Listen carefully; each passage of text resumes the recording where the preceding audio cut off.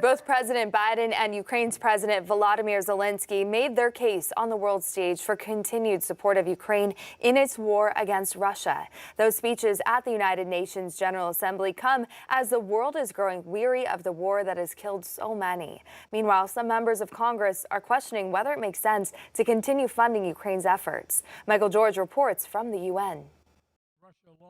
Russia alone bears responsibility for this war.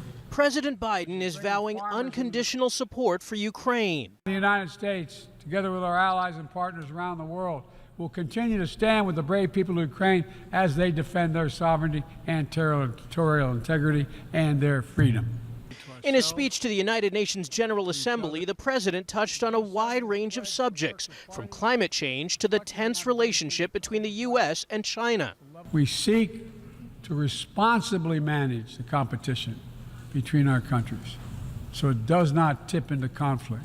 For the first time since Russia's invasion, Ukraine's president appeared in person in front of the gathering of world leaders, trying to rally support as nations grow weary of the conflict. President of Ukraine.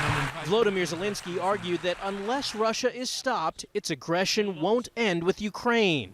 Look, for the first time in modern history, we have a real chance to end the aggression on the terms of the nation which was attacked. Zelensky is set to visit the White House and Capitol Hill later this week as Congress weighs President Biden's request for an additional $24 billion in aid.